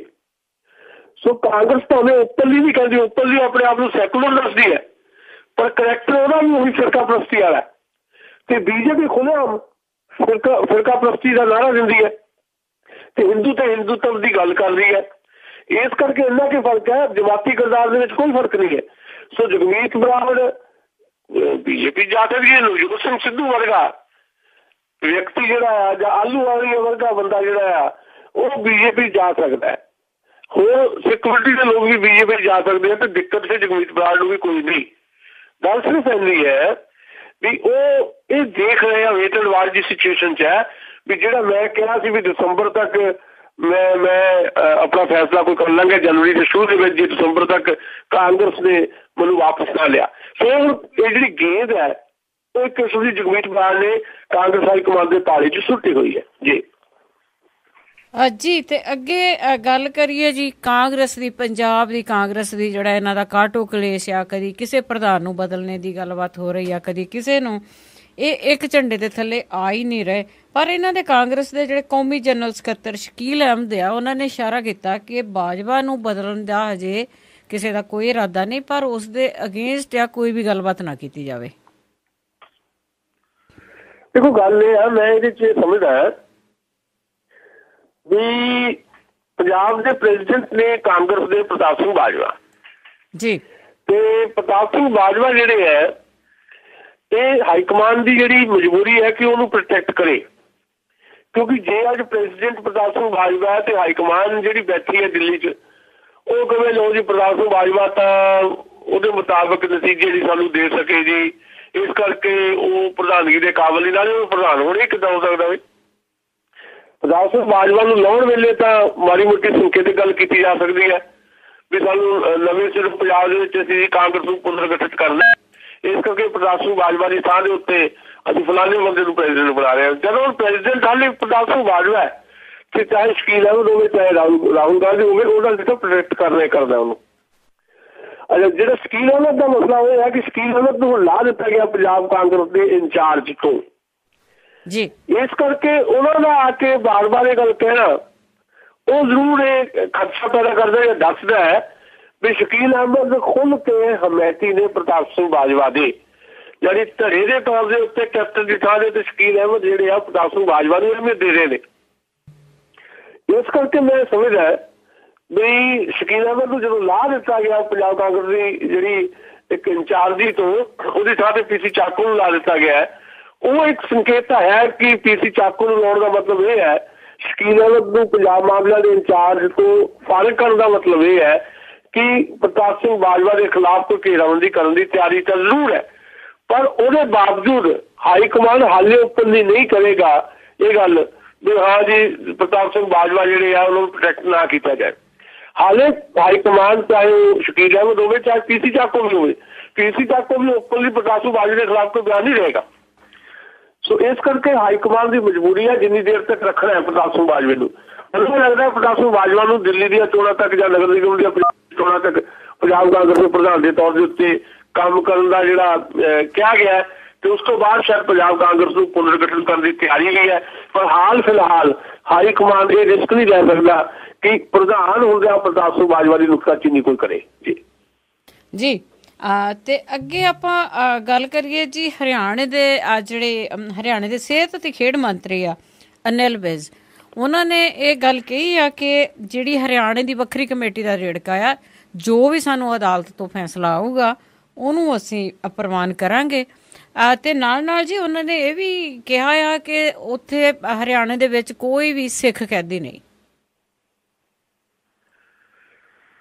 ਦੇਖੋ ਗੱਲ ਬਈ ਇਹ ਜਿਹੜੇ ਬਿਆਨ ਹੈ ਨਾ ਜੀ, ਇਹ ਬਿਆਨਾਂ ਨੂੰ ਤੁਸੀਂ ਬਿਲਕੁਲ ਇੱਕ ਪਰਤ ਹੀ ਨਹੀਂ ਦੇਖ ਸਕਦੇ ਜੀ। ਹਰ ਬਿਆਨ ਜਿਹੜਾ ਰਾਜਨੀਤਿਕ ਲੀਡਰ ਦਿੰਦਾ ਉਹਦੀਆਂ ਬਹੁਤ ਸਾਰੀਆਂ ਪਰਤਾਂ ਹੁੰਦੀਆਂ, ਕਈ ਵਾਰੀ ਬਹੁਤ ਕੁਝ ਅਨਸੈਡ ਹੁੰਦਾ ਹੈ। ਆਮ ਤੌਰ ਦੇ ਉੱਤੇ ਜਿਹੜੀ ਇਹ ਧਾਰਨਾ ਆ ਜਾਂ ਜਿਹੜੀ ਗੱਲ ਮੈਂ ਕਰ ਰਿਹਾ ਅਨਸੈਡ ਵਾਲੀ, ਅਣਕਿਹਾ ਜਿਹਨੂੰ ਆਪਾਂ ਕਹਿੰਦੇ ਆ, ਇਹ ਪੋਇਟਰੀ ਦੇ ਵਿੱਚ ਯੂਜ਼ ਹੁੰਦੀ ਹੈ ਜਾਂ ਕਵਿਤਾ ਦੇ ਵਿੱਚ। ਏਦਾਂ ਅਸੀਂ ਗੱਲ ਕਰਦੇ ਹਾਂ ਕਿ ਜੋ ਕਵਿਤਾ ਤੁਸੀਂ ਸੁਣ ਰਹੇ ਹੁੰਦੇ ਹੋ ਉਹਦੇ ਤੋਂ ਇਲਾਵਾ ਵੀ ਉਸ ਕਵਿਤਾ ਦੇ ਵਿੱਚ ਬਹੁਤ ਕੁਝ ਹੁੰਦਾ ਜਿਹੜਾ ਸ਼ਾਇਰ ਆ ਉਹ ਕਹਿ ਨਹੀਂ ਰਿਹਾ ਹੁੰਦਾ। ਤੁਸੀਂ ਲੱਭਣਾ ਹੁੰਦਾ ਵੀ ਸ਼ਾਇਰ ਨੇ ਇਹਦੇ ਵਿੱਚ ਬਿਨਾਂ ਕੁਝ ਕਿਹਾ ਵੀ ਕੁਝ ਕਿਹਾ ਜੀ। ਉਹ ਜਿਹੜਾ ਅਨਸੈਡ ਹੈ ਨਾ, ਉਹ ਕਵਿਤਾ ਦਾ, ਕਿਸੇ ਵੀ ਕਵਿਤਾ ਦਾ ਮੀਨਿੰਗ ਗੁਣ ਹੈ। ਮੈਂ ਤਾਂ ਤੁਹਾਡੇ ਨਾਲ ਗੱਲ ਕਰ ਰਿਹਾ ਵੀ ਏਦਾਂ ਹੀ ਇਹ ਚੀਜ਼ਾਂ ਜਿਹੜੀਆਂ ਹੈ ਜ਼ਰੂਰੀ ਨਹੀਂ ਇਹ ਲਿਟਰੇਚਰ ਤੇ ਲਾਗੂ ਹੋਣ, ਰਾਜਨੀਤੀ ਤੇ ਵੀ ਲਾਗੂ ਹੁੰਦੀ ਹੈ। ਰਾਜਨੀਤੀ ਜਿਸ ਕੋਲ ਜ਼ਿਆਦਾ ਲਾਗੂ ਹੁੰਦੀ ਹੈ। ਰਾਜਨੀਤੀ ਦੇ ਵਿੱਚ ਕਈ ਵਾਰੀ ਇੱਦਾਂ ਦੀਆਂ ਗੱਲਾਂ ਕਹੀਆਂ ਜਾਂਦੀਆਂ ਤੇ ਜਿਹੜੀਆਂ ਗੱਲਾਂ ਦੇ ਪਿੱਛੇ ਕੁਝ ਹੋਰ ਹੁੰਦਾ ਹੈ, ਮਕਸਦ ਮਕਸਦ ਕੋਈ ਹੋਰ ਹੁੰਦਾ, ਕਿਆ ਕੁਝ ਹੋਰ ਜਾਂਦਾ, ਉਹ ਲੱਭਣਾ ਹੁੰਦਾ, ਉਹ ਲੱਭਣ ਦੀ ਕੋਸ਼ਿਸ਼ ਕਰਨੀ ਚਾਹੀਦੀ। ਕਈ ਵਾਰੀ ਏਦਾਂ ਹੁੰਦਾ ਵੀ ਅਸੀਂ ਕਿਸੇ ਲੀਡਰ ਦੇ ਮੂੰਹੋਂ ਕੋਈ ਗੱਲ ਸੁਣਦੇ ਆ ਤੇ ਦੂਸਰੇ ਤੀਸਰੇ ਦਿਨ ਉਹ ਲੀਡਰ ਜਿਹੜਾ ਪ੍ਰੈਕਟੀਕਲੀ ਜਿਹੜੀ ਗੱਲ ਉਹਨੇ 4 ਦਿਨ ਪਹਿਲਾਂ ਕਹੀ ਹੁੰਦੀ ਆ ਉਹਦੇ ਉਲਟ ਕੰਮ ਕਰ ਜਾਂਦਾ। ਅਸੀਂ ਵੀ ਬੜੇ ਹੈਰਾਨ ਹੁੰਦੇ ਆ। ਅਸਲ 'ਚ ਹੈਰਾਨੀ ਸਾਡੀ ਤਾਂ ਵੱਧਦੀ ਹੈ ਕਿਉਂਕਿ ਅਸੀਂ ਜਿਹੜੀ 4 ਦਿਨ ਪਹਿਲਾਂ ਉਹ ਲੀਡਰ ਨੇ ਗੱਲ ਕਹੀ ਹੁੰਦੀ ਉਹਨੂੰ ਸਮਝਿਆ ਨਹੀਂ ਹੁੰਦਾ। ਹੁਣ ਇੱਥੇ ਸਮਝਣ ਵਾਲੀ ਗੱਲ ਇਹ ਹੈ ਜਿਹੜੀ ਅਸਲ ਵਿੱਚ ਹੈ, ਇਹਨੇ ਜਿਹੜੀ ਗੱਲ ਕਹੀ ਤੁਸੀਂ ਉਹ ਦੱਸ ਦਿੱਤੀ, ਮੈਂ ਦੁਹਰਾਉਂਦਾ ਨਹੀਂ। ਉਹਦਾ ਮਤਲਬ ਇਹ ਹੈ ਕਿ ਸ਼੍ਰੋਮਣੀ ਅਕਾਲੀ ਦਲ ਦੇ ਨਾਲ ਬੀਜੇਪੀ ਦੀ ਜਿਹੜੀ ਸਾਂਝ ਹੈ ਉਹਦੇ 'ਚ ਬਹੁਤ ਵੱਡੇ ਪੱਧਰ ਤੇ ਜਿਹੜੀ ਦਰਾਰ ਜਿਹੜੀ ਆ ਆਉਣ ਵਾਲੇ ਦਿਨਾਂ 'ਚ ਵਧਣ ਵਾਲੀ ਹੈ, ਕਿਉਂਕਿ ਬੀਜੇਪੀ ਹਰਿਆਣੇ ਦੀ ਅਕਾਲੀਆਂ ਦੀ ਕੋਈ ਗੱਲ ਸੁਣਨ ਨੂੰ ਤਿਆਰ ਨਹੀਂ। ਸ਼੍ਰੋਮਣੀ ਅਕਾਲੀ ਦਲ ਇਹ ਅਨਸੈਡ ਹੈ ਇਹਦੇ 'ਚ, ਇਹਨੂੰ ਕਹਿੰਦੇ ਆ ਵੀ ਤੁਸੀਂ ਉਹ ਗੱਲ ਫੜਨ ਦੀ ਕੋਸ਼ਿਸ਼ ਕਰੋ। ਜਿਹੜਾ ਅਣਕਿਆ ਜਿਹੜਾ ਉਹਨੇ ਕਿਹਾ ਅਸਲ ਵਿੱਚ ਨੇ ਉਹ 'ਚ ਅਣਕਿਆ ਕੀ ਹੈ? ਅਣਕਿਆ ਇਹ ਹੈ, ਇੱਕ ਮੈਸੇਜ ਹੈ ਕਿ ਅਕਾਲੀ ਤਾਂ ਦਾਅਵਾ ਇਹ ਕਰਦੇ ਰਹੇ ਵੀ ਨਵੀਂ ਸਰਕਾਰ ਆ ਜਾਊਗੀ ਤੇ ਅਸੀਂ ਜਿਹੜੀ ਵੱਖਰੀ ਕਮੇਟੀ ਦਾ ਇਸ਼ੂ ਜਿਹੜਾ ਉਹਨਾਂ ਤੋਂ ਹੱਲ ਕਰਾ ਲਾਂਗੇ, ਪਰ ਬੀਜੇਪੀ ਨੇ ਉਹਨਾਂ ਨੂੰ ਟਕੇ ਦਾ ਜਵਾਬ ਦੇ ਦਿੱਤਾ ਇਹ ਕਹਿ ਕੇ ਕਿ ਅਸੀਂ ਤਾਂ ਅਦਾਲਤ ਦੀ ਗੱਲ ਮੰਨਾਂਗੇ।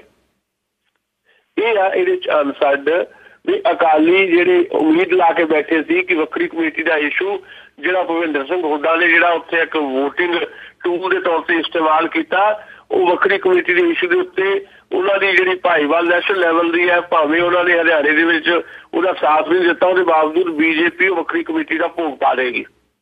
ਪਰ ਬੀਜੇਪੀ ਨੇ ਸਾਫ਼ ਕਰ ਦਿੱਤਾ ਕਿ ਅਸੀਂ ਤਾਂ ਭਾਈ ਅਦਾਲਤ ਦੀ ਗੱਲ ਮੰਨਣੀ ਹੈ। ਜਿਹੜੀ ਅਕਾਲੀਆਂ ਨੂੰ ਇੱਕ ਟਕੇ ਵਰਗਾ ਜਵਾਬ ਬੀਜੇਪੀ ਨੇ ਦੇ ਦਿੱਤਾ। ਦੂਜਾ ਜਿਹੜਾ ਸਿੱਖ ਕੈਦੀਆਂ ਵਾਲਾ ਇਸ਼ੂ ਹੈ ਨਾ, ਉਹ ਇਸ਼ੂ ਦੇ ਵੀ ਸਮਝਣ ਵਾਲੇ ਇਹ ਹੈ ਵੀ ਭਾਈ ਗੁਰਬਖਸ਼ ਸਿੰਘ ਖਾਲਸਾ ਦੀ ਜਿਹੜੀ ਉੱਥੇ ਭੁੱਖ ਹੜਤਾਲ ਚੱਲ ਰਹੀ ਹੈ ਉਹਨੂੰ ਬੀਜੇਪੀ ਆਪਣੇ ਢੰਗ ਦੇ ਨਾਲ ਜਿਹੜਾ ਆ ਉਹ ਆਪਣੇ ਰਾਜਨੀਤਿਕ ਹਿੱਤਾਂ ਲਈ ਵਰਤ ਰਹੀ ਹੈ।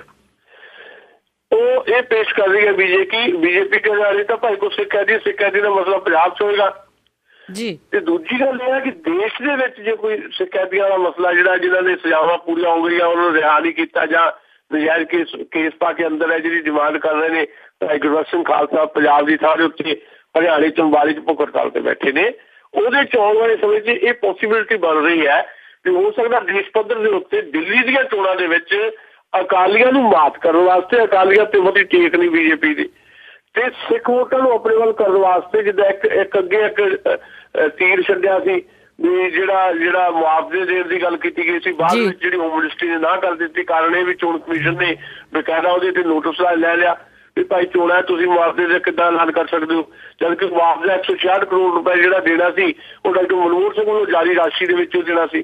ਸੋ ਉਹਦਾ ਅਗਲੀ ਐਕਸਟੈਂਸ਼ਨ ਹੋ ਸਕਦੀ ਹੈ ਕਿ ਦੇਸ਼ ਪੱਧਰ ਦੇ ਉੱਤੇ ਇੱਦਾਂ ਦੇ ਕੈਦੀ ਜਿਹੜੇ ਆ ਕੁਝ ਜਿਹੜੇ ਉਹਨਾਂ ਨੂੰ ਰਿਹਾ ਕਰ ਦਿੱਤਾ ਜਾਏ ਦਿੱਲੀ ਦੀਆਂ ਚੋਣਾਂ ਤੋਂ ਪਹਿਲਾਂ ਤੇ ਬੱਲੇ ਬੱਲੇ ਬੀਜੇਪੀ ਖੱਟ ਲਵੇ ਤੇ ਅਕਾਲੀਆਂ ਨੂੰ ਵਿਲਨ ਬਣਾ ਦੇਵੇ। ਇਹ ਆ ਇਹਦੇ ਵਿੱਚ ਸਾਰੀ ਜਿਹੜੀ ਇੱਕ ਰਾਜਨੀਤੀ ਲੁਕੀ ਹੋਈ ਜੀ। ਤਾਂ ਮੇਰਾ ਅਗਲਾ ਕੁਐਸਚਨ ਹੈ ਜੀ ਕਿ ਕੁਝ ਕੁ ਦਿਨ ਪਹਿਲਾਂ ਇੱਕ ਸਾਧਵੀ ਨੇ ਬਿਆਨ ਦਿੱਤਾ ਸੀ ਕਿ ਵੋਟ ਹਰਾਮਜ਼ਾਦਿਆਂ ਨੂੰ ਪਾਓ, ਹਰਾਮਜ਼ਾਦਿਆਂ ਨੂੰ ਨਹੀਂ ਪਾਉਣੀ। ਬੜਾ ਇਹਦੇ ਤੇ ਵਾਦ ਵਿਵਾਦ ਹੋਇਆ ਸੀ। ਪਰ ਹੁਣ ਜਿਹੜੀ ਸੁਸ਼ਮਾ ਸਵਰਾਜ ਆ ਇਹ ਕਹਿੰਦੀ ਆ ਕਿ ਜਿਹੜੀ ਭਗਵਤ ਗੀਤਾ ਆ ਇਹਨੂੰ ਹਿੰਦੁਸਤਾਨ ਦਾ ਧਾਰਮਿਕ ਗ੍ਰੰਥ ਐਲਾਨੋ, ਪਰ ਉਹ ਕੁਛ ਹੀ ਤੇ ਹੋ ਰਿਹਾ ਆ, ਕਿਤੇ ਕੁਛ ਹੋ ਰਿਹਾ ਆ, ਕਿਤੇ ਕੁਛ ਕੁੜੀਆਂ ਦੇ ਨਾਲ ਹੋ ਰਿਹਾ। ਕੀ ਇਹ ਦੱਸਣਾ ਕੀ ਚਾਹੁੰਦੇ ਆ? ਭਾਰਤੀ ਜਨਤਾ ਪਾਰਟੀ ਹੌਲੀ ਹੌਲੀ ਆਪਣੇ ਰੰਗ ਦੇ ਵਿੱਚ ਨਜ਼ਰ ਆਉਣ ਲੱਗ ਪਈ ਹੈ। ਜਿਹੜਾ ਲੋਕਾਂ ਨੂੰ ਬੜੇ ਭੁਲੇਖੇ ਸੀ ਭਾਰਤੀ ਜਨਤਾ ਪਾਰਟੀ ਨਰਿੰਦਰ ਮੋਦੀ ਦੀ ਅਗਵਾਈ ਦੇ ਵਿੱਚ ਪਤਾ ਨਹੀਂ ਦੇਸ਼ ਦਾ ਨਕਸ਼ਾ ਬਦਲ ਕੇ ਰੱਖ ਦੇਗੀ, ਲੋਕਾਂ ਨੂੰ ਸੁੱਖ ਦਾ ਸਾਹ ਆਏਗਾ, ਉਹਨਾਂ ਲੋਕਾਂ ਦੇ ਭੁਲੇਖੇ ਇੱਕ ਤਾਂ ਆਰਥਿਕ ਮੋਰਚੇ ਤੇ ਦੂਰ ਹੋਣ ਲੱਗ ਪਏ ਆ। ਆਰਥਿਕ ਮੋਰਚੇ ਦੇ ਉੱਤੇ ਭਾਰਤੀ ਆਵਾਮ ਦੀਆਂ ਤੰਗੀਆਂ ਵਧੀਆਂ ਘਟੀਆਂ ਨਹੀਂ ਹੈ ਨਰਿੰਦਰ ਮੋਦੀ ਦੇ ਆਉਣ ਦੇ ਬਾਵਜੂਦ। ਨਰਿੰਦਰ ਮੋਦੀ ਨੂੰ ਕਿਉਂਕਿ ਕਾਰਪੋਰੇਟ ਮੀਡੀਆ, ਕਾਰਪੋਰੇਟ ਵਰਲਡ ਜਿਹੜਾ ਆਪਣੇ ਨਾਇਕ ਦੇ ਤੌਰ ਤੇ ਪੇਸ਼ ਕਰ ਰਿਹਾ ਹੈ ਤੇ ਪਰ ਜਦੋਂ ਲੋਕਾਂ ਦਾ ਕਾਫੀਆ ਹੋਰ ਤੰਗ ਹੋਏਗਾ ਤੇ ਲੋਕ ਇਸ ਨਾਇਕ ਨੂੰ ਵੀ ਕਦੋਂ ਖਲਨਾਇਕ ਬਣਾ ਦੇਣਗੇ, ਕੁਝ ਨਹੀਂ ਕਿਹਾ ਜਾ ਸਕਦਾ। ਪਰ ਜਿਹੜਾ ਆਰਥਿਕ ਮੋਰਚੇ ਵਾਲਾ ਮਸਲਾ ਜਿਹੜਾ ਜਿੱਥੇ ਅਸੀਂ ਅਕਸਰ ਚਰਚਾ ਕਰਦੇ ਜੀ, ਇਹਨੂੰ ਇੱਕ ਪਾਸੇ ਤੇ ਵੀ ਰੱਖ ਦਈਏ ਤਾਂ ਕਲਚਰਲ ਮੋਰਚੇ ਦੇ ਉੱਤੇ, ਕਲਚਰਲ ਫਰੰਟ ਦੇ ਉੱਤੇ ਜਾਂ ਸੱਭਿਆਚਾਰਕ ਮੋਰਚੇ ਦੇ ਉੱਤੇ ਜਾਂ ਸਾਡੀ ਭਾਸ਼ਾ ਦੇ ਇਸ਼ੂ ਦੇ ਉੱਤੇ, ਭਾਸ਼ਾ ਤੇ ਸੱਭਿਆਚਾਰ ਦੇ ਇਸ਼ੂ ਦੇ ਉੱਤੇ ਭਾਰਤੀ ਜਨਤਾ ਪਾਰਟੀ ਨੇ ਆਪਣਾ ਹਿੰਦੂਤਵ ਦੀ ਜਿਹੜੀ ਰਾਜਨੀਤੀ ਹੈ ਜਾਂ ਭਗਵੀਕਰਨ ਦੀ ਰਾਜਨੀਤੀ ਉਹਨੂੰ ਓਪਨ ਕਰ ਦਿੱਤਾ। ਇੰਨੀ ਬੁਰੀ ਤਰ੍ਹਾਂ ਓਪਨ ਕਰ ਦਿੱਤਾ ਕਿ ਆਉਣ ਵਾਲੇ ਦਿਨਾਂ ਦੇ ਵਿੱਚ ਤੁਸੀਂ ਦੇਖੋਗੇ ਸਾਡੇ ਜਿਹੜੇ ਸਕੂਲੀ ਬੱਚਿਆਂ ਦੇ ਤੇ ਸਾਡੇ ਕਾਲਜ ਲੈਵਲ ਦੇ ਜਿਹੜੇ ਪਾਠਕ੍ਰਮ ਹੈ, ਜਿਹਨੂੰ ਆਪਾਂ ਸਿਲੇਬਸ ਕਹਿੰਦੇ ਆ, ਉਹ ਬਦਲ ਰਹੇ ਨੇ। ਉਹਨਾਂ ਨੂੰ ਬਦਲਿਆ ਜਾ ਰਿਹਾ। ਜੋ ਚਾਹਣਗੇ ਹਾਕਮ ਉਹ ਪੜ੍ਹਾਇਆ ਜਾਏਗਾ ਸਾਨੂੰ। ਭਗਤ ਸਿੰਘ ਨੂੰ ਹੋ ਸਕਦਾ ਹੁਣ ਆਉਣ ਵਾਲੇ ਦਿਨਾਂ 'ਚ ਫੇਰ ਤੋਂ ਹਿੰਦੂ ਸਾਬਤ ਕਰਨ ਦੀ ਕੋਸ਼ਿਸ਼ ਸ਼ੁਰੂ ਹੋ ਜਾਏ ਜੀ। ਭਗਤ ਸਿੰਘ ਤਾਂ ਹਿੰਦੂ ਸੀ, ਉਹਦੇ ਮਾਂ ਬਾਪ ਆਰੀਆ ਸਮਾਜੀ ਸੀ। ਇਹ ਆਪਣੇ ਸ਼ੁਰੂ ਹੋਣਗੇ। ਭਗਤ ਸਿੰਘ ਨੂੰ ਉੱਥੇ ਪਾਕਿਸਤਾਨ ਦੇ ਵਿੱਚ ਸੰਧੂ ਬਣਾ ਕੇ ਪੇਸ਼ ਕੀਤਾ ਜਾ ਰਿਹਾ। ਭਗਤ ਸਿੰਘ ਨੂੰ ਬਹੁਤ ਸੀਮਤ ਕਰਨ ਦੀ ਕੋਸ਼ਿਸ਼ ਕੀਤੀ ਜਾ ਰਹੀ ਹੈ। ਏਦਾਂ ਹੀ ਬਾਕੀ ਚੀਜ਼ਾਂ ਦੇ ਉੱਤੇ ਜਿਹੜੀ ਆ ਭਾਰਤੀ ਜਨਤਾ ਪਾਰਟੀ ਆਪਣਾ ਟੋਟਲ ਜਿਹੜਾ ਉਹਦਾ ਨਜ਼ਰੀਆ ਹੈ ਜਾਂ ਦ੍ਰਿਸ਼ਟੀਕੋਣ ਹੈ ਜਾਂ ਉਹਦਾ ਏਜੰਡਾ ਹੈ ਹਿੰਦੂਤਵ ਦਾ ਜਾਂ ਭਗਵੀਕਰਨ ਦਾ, ਉਹ ਲਾਗੂ ਕਰ ਰਹੀ ਹੈ। ਉਹਦੇ ਵਿੱਚ ਸੁਖਦੇਵ ਸਰਦਾਰ ਦਾ ਬਿਆਨ ਤੁਸੀਂ ਦੇਖ ਸਕਦੇ ਹੋ ਕਿ ਗੀਤਾ ਨੂੰ, ਭਗਵਤ ਗੀਤਾ ਨੂੰ ਕੌਮੀ ਗ੍ਰੰਥ ਬਣਾਇਆ ਜਾਏ। ਅਸੀਂ ਇਹ ਕਹਿੰਦੇ ਹਾਂ ਕਿ ਸ਼੍ਰੀ ਗੁਰੂ ਗ੍ਰੰਥ ਸਾਹਿਬ, ਭਗਵਤ ਗੀਤਾ, ਕੁਰਾਨ ਜਾਂ ਬਾਈਬਲ ਜਿਹੜੇ ਵੀ ਰਿਪਰੈਜ਼ੈਂਟ ਕਰਦੇ ਨੇ ਵੱਖ-ਵੱਖ ਧਰਮਾਂ ਦੇ ਸਾਡੇ ਗ੍ਰੰਥ ਤੇ, ਹਰੇਕ ਦੀ ਆਪੋ ਆਪਣੇ ਮਰਿਆਦਾ ਦੇ ਵਿੱਚ ਰਹਿੰਦੇ ਆ। ਉਹਨਾਂ ਦਾ ਆਪੋ ਆਪਣਾ ਮਹੱਤਵ ਹੈ ਤੇ ਆਪੋ ਆਪਣੇ ਤਰੀਕੇ ਨਾਲ ਸਾਰਿਆਂ ਦੀ ਉਹਦੇ 'ਚ ਆਸਥਾ ਹੈ। ਭਾਰਤ ਵਰਗੇ ਮੁਲਕ ਦੇ ਵਿੱਚ ਜਿੱਥੇ ਏਕਤਾ ਦਾ ਨਾਅਰਾ ਬੁਲੰਦ ਹੁੰਦਾ ਰਿਹਾ, ਉੱਥੇ ਕਿਸੇ ਇੱਕ ਧਰਮ ਗ੍ਰੰਥ ਨੂੰ ਤੁਸੀਂ ਦੇਸ਼ ਦਾ ਕੌਮੀ ਗ੍ਰੰਥ ਕਿੱਦਾਂ ਬਣਾ ਸਕਦੇ ਹੋ? ਮੈਂ ਅੱਗੇ ਵੀ ਕਹਿੰਦਾ ਕਿ 6000 ਜਾਤਾਂ 21,000 ਉਪਜਾਤਾਂ ਵਾਲਾ ਹਿੰਦੁਸਤਾਨ, ਵੱਖ-ਵੱਖ ਮਜ਼ਹਬਾਂ, ਫਿਰਕਿਆਂ, ਧਰਮਾਂ ਵਾਲਾ ਹਿੰਦੁਸਤਾਨ, ਉੱਥੇ ਇੱਕ ਖਾਸ ਧਰਮ ਜਿਹੜਾ ਖਾਸ ਧਰਮ ਦਾ ਵੀ ਆਖਰੀ ਗ੍ਰੰਥ ਨਹੀਂ ਹੈ। ਹਿੰਦੂ ਧਰਮ ਦੇ ਵਿੱਚ ਵੀ ਗੀਤਾ ਦੇ ਨਾਲ ਰਾਮਾਇਣ ਹੈ, ਮਹਾਭਾਰਤ ਹੈ। ਤੁਸੀਂ ਇੱਕ ਖਾਸ ਧਰਮ ਦੇ ਵਿੱਚ ਵੀ ਜਦੋਂ ਤੁਹਾਡੇ ਕੋਲ 3-4 ਗ੍ਰੰਥ ਹੋਣ, ਉੱਥੋਂ ਇੱਕ ਗ੍ਰੰਥ ਨੂੰ ਚੁੱਕੋ ਤੇ ਨੈਸ਼ਨਲ ਗ੍ਰੰਥ ਦੇ ਤੌਰ ਦੇ ਉੱਤੇ ਉਹਦੀ ਡਿਮਾਂਡ ਕਰੋ। ਇਹ ਸਿੱਧੇ ਤੌਰ ਤੇ ਦੇਸ਼ ਦੀ ਏਕਤਾ ਨੂੰ ਬਿਲਕੁਲ ਖੀਰੋ-ਖੀਰ ਕਰ ਦੇਣ ਦੀ ਇੱਕ ਸਾਜ਼ਿਸ਼ ਦਾ ਸਿੱਟਾ ਹੈ। ਇਹ ਹੈ ਹਿੰਦੂਤਵ ਦੀ ਰਾਜਨੀਤੀ ਦਾ ਇੱਕ ਪ੍ਰਮਾਣ ਕਿ ਅਸੀਂ ਚਾਹੁੰਦੇ ਕੀ ਹੈ। ਇਹਨਾਂ ਦਾ ਮਰਤਬਾ ਬਹੁਤ ਉੱਚਾ ਹੈ।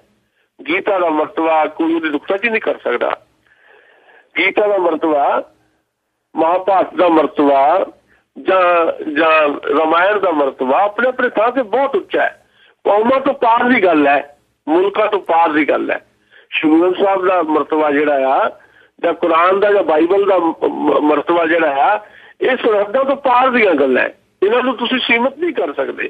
ਕਿਸੇ ਇੱਕ ਨੂੰ ਤੁਸੀਂ ਕੌਮੀ ਗ੍ਰੰਥ ਬਣਾਓ। ਬਾਈਬਲ ਦੁਨੀਆ ਸਭ ਤੋਂ ਜ਼ਿਆਦਾ ਮੰਨਿਆ ਜਾਣ ਵਾਲਾ ਗ੍ਰੰਥ ਹੈ ਤੇ ਬਾਈਬਲ ਤਾਂ ਕਿਸੇ ਮੁਲਕ ਦਾ, ਬਹੁਤ ਸਾਰੇ ਈਸਾਈ ਮੁਲਕ ਹੈ, ਕਿਸੇ ਮੁਲਕ ਦਾ ਬਾਈਬਲ ਕੌਮੀ ਗ੍ਰੰਥ ਨਹੀਂ ਹੈ।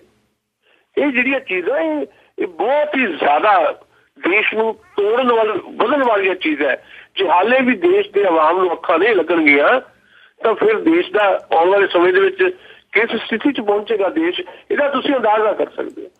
ਇਹ ਜਿਹੜੀ ਰਾਜਨੀਤੀ ਹੈ, ਹਿੰਦੂਤਵ ਦੀ ਰਾਜਨੀਤੀ, ਇਹਦਾ ਟਾਕਰਾ ਕਰਨਾ ਅੱਜ ਦੀ ਤਰੀਕ ਦੇ ਵਿੱਚ ਚਿੰਤਨਸ਼ੀਲ ਲੋਕਾਂ ਵਾਸਤੇ ਬਹੁਤ ਜ਼ਰੂਰੀ ਹੋ ਗਿਆ ਜੀ। ਅਜੀ ਤੇ ਮੇਰਾ ਆਖਰੀ ਸਵਾਲ ਹੋਊਗਾ, ਜਿਵੇਂ ਤੀਸਰੇ ਪੜਾਅ ਦੀਆਂ ਵੀ ਵੋਟਾਂ ਪਈਆਂ ਆ, ਉਸ ਦੇ ਵਿੱਚ ਵੀ ਜਿਹੜੇ ਵੋਟਰ ਆ ਹਮਾ ਕੇ ਉਹ ਬਾਹਰ ਨਿਕਲੇ ਆ। ਇਹ ਕਿਹਦੇ ਪੱਖ 'ਚ ਜਾਂਦੀ ਹੈ, ਇੱਕ ਵੱਖਰਾ ਮਸਲਾ ਹੈ ਜੀ। ਜਿਹੜੀ ਜ਼ਿਆਦਾ ਵੋਟਿੰਗ ਹੈ ਝਾਰਖੰਡ ਦੇ ਵਿੱਚ ਬੀਜੇਪੀ 'ਚ ਪੱਖ 'ਚ ਜਾਏਗੀ, ਲਗਭਗ ਲੱਗਦਾ ਜਾਏਗੀ। ਜੰਮੂ ਕਸ਼ਮੀਰ 'ਚ ਵੀ ਬੀਜੇਪੀ ਦੇ ਪੱਖ ਜਾਏਗੀ। ਇਹ ਨਹੀਂ ਯਕੀਨ ਨਾਲ ਕਿਹਾ ਜਾ ਸਕਦਾ ਕਿਉਂਕਿ ਉੱਥੇ ਬਾਈਕਾਟ ਦਾ ਵੀ ਕੋਈ ਅਸਰ ਨਹੀਂ ਹੈ।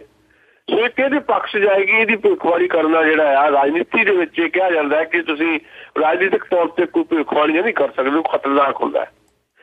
ਕਈ ਵਾਰੀ ਤੁਸੀਂ ਭਵਿੱਖਬਾਣੀ ਕਰ ਦਿੰਦੇ ਹੋ ਪਰ ਉਹ ਤੋਂ ਉਲਟ ਨਤੀਜੇ ਆ ਜਾਂਦੇ। ਸੋ ਅਸੀਂ ਇਹਦੇ ਚੱਕਰ 'ਚ ਨਹੀਂ ਕਹਿੰਦੇ ਵੀ ਇਹ ਕਿਹਦੇ ਪੱਖ 'ਚ ਜਾਏਗੀ ਜ਼ਿਆਦਾ ਵੋਟਿੰਗ। ਪਰ ਜ਼ਿਆਦਾ ਵੋਟਿੰਗ ਨੂੰ ਜੇ ਤੁਸੀਂ ਉੱਦਾਂ ਲਓਗੇ ਇਹ ਤੁਸੀਂ ਕਹਿ ਸਕਦੇ ਹੋ ਲੋਕਾਂ ਦੇ ਪੱਖ 'ਚ ਗਈ ਹੈ।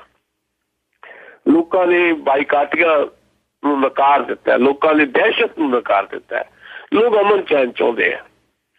ਇਹ ਸਾਬਤ ਹੋਇਆ ਜੰਮੂ ਕਸ਼ਮੀਰ ਦੇ ਵਿੱਚ ਵੀ, ਖਾਸ ਤੌਰ ਤੇ ਉਸ ਉੜੀ ਸੈਕਟਰ ਵਿੱਚ ਮਤਲਬ ਓਵਰਆਲ 60% ਵੋਟਾਂ ਪਈਆਂ ਤੀਜੇ ਗੇੜ ਦੇ ਵਿੱਚ। ਪਹਿਲਾਂ 70% ਪੈਂਦੀਆਂ ਰਹੀਆਂ, ਪਰ ਸਾਡੇ ਮੈਦਾਨੀ ਇਲਾਕਿਆਂ ਦੇ ਵਿੱਚ ਵੀ 55-60% ਪੈਂਦੀਆਂ। ਸੋ ਬਹੁਤ ਵੱਡੀ ਗੱਲ ਹੈ ਇਹ। ਜੰਮੂ ਕਸ਼ਮੀਰ 60% ਵੋਟਾਂ ਪੈ ਰਹੀਆਂ ਤੀਜੇ ਗੇੜ ਤੇ। ਇਸ ਤੋਂ ਵੀ ਅਗਲੀ ਗੱਲ, ਉਸ ਸੈਕਟਰ ਉੜੀ ਸੈਕਟਰ ਦੇ ਵਿੱਚ ਜਿੱਥੇ ਪਿਛਲੇ ਦਿਨੀ ਹਮਲੇ ਹੋਏ, ਜਿੱਥੇ 21 ਲੋਕ ਮਾਰੇ ਗਏ, ਉੱਥੇ 79% ਵੋਟਿੰਗ ਹੋਈ ਹੈ। ਜਿਹੜਾ ਸਿੱਧੇ ਤੌਰ ਦੇ ਉੱਤੇ ਜਿਹੜਾ ਉੱਥੋਂ ਦੇ ਵੱਖਵਾਦੀ ਹੈ ਜਾਂ ਉੱਥੇ ਟੈਰਰਿਸਟ ਜਿਹੜੀਆਂ ਐਕਟੀਵਿਟੀਜ਼ ਜਿਹੜੀਆਂ ਹੁੰਦੀਆਂ, ਉਹਨਾਂ ਨੂੰ ਜਵਾਬ ਹੈ ਉੱਥੋਂ ਦੇ ਲੋਕਾਂ ਦਾ। ਲੋਕ ਬਹੁਤੀ ਦੇਰ ਤੱਕ ਘਰਾਂ 'ਚ ਤਾਲੇ ਨਹੀਂ ਜਾ ਸਕਦੇ। ਇਹ ਪ੍ਰਮਾਣਿਤ ਕੀਤਾ ਜੰਮੂ ਕਸ਼ਮੀਰ ਦੀ ਜਨਤਾ ਨੇ। ਜੀ ਬਹੁਤ ਬਹੁਤ ਧੰਨਵਾਦ ਸੁਸ਼ੀਲ ਦਸਾਂਝ ਜੀ। ਬਹੁਤ ਸ਼ੁਕਰੀਆ ਜੀ, ਮਿਹਰਬਾਨੀ ਜੀ। ਥੈਂਕ ਯੂ ਜੀ। ਤੇ ਜੀ ਇਹ ਸਨ ਸੁਸ਼ੀਲ ਦਸਾਂਝ ਜੋ ਸਾਡੇ ਨਾਲ ਜੁੜੇ ਤੇ ਜੋ ਖਬਰਾਂ ਦੀਆਂ ਅਸੀਂ ਹੈਡਲਾਈਨ ਦੇਖਦੇ ਉਸ ਦੇ ਪਿੱਛੇ ਕੀ ਹੁੰਦਾ ਉਹ ਸਾਡੇ ਨਾਲ ਡਿਸਕਸ਼ਨ ਕਰਦੇ ਨੇ ਜੀ। ਹੁਣ ਸਾਰੇ ਸਰੋਤਿਆਂ ਨੂੰ ਬਲਵਿੰਦਰ ਕੌਰ ਵੱਲੋਂ ਵੀ ਪਿਆਰ ਭਰੀ ਸਤਿ ਸ੍ਰੀ ਅਕਾਲ।